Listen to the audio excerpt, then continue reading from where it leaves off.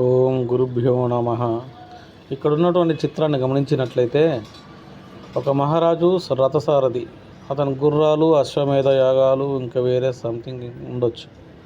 అక్కడ దారి తెలియక సతమతమవుతున్న సమయంలో వాళ్ళకు ఒక గురువు ప్రత్యక్షంగా అవపడతాడు.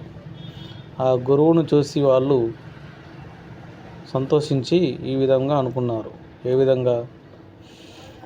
గురుర్ బ్రహ్మ గురుర్విష్ణు గురుర్దేవో మహేశ్వర గురుర్ సాక్షాత్ పరబ్రహ్మ తస్మై శ్రీ గురువే నమః. అంటే గురువే బ్రహ్మ, మాకు గురువే విష్ణు, మాకు గురువే దేవుడు, మహేశ్వరుడు, అన్నీ గురు సాక్షాత్ ఆ పరబ్రహ్మతో సమానం అని ఆ గురువుకు నమస్కరించి ఆ తెలియని మార్గంలో దారి తెలుసుకునే విధంగా ఆ గురువుని ప్రసన్నం చేసుకున్నారు.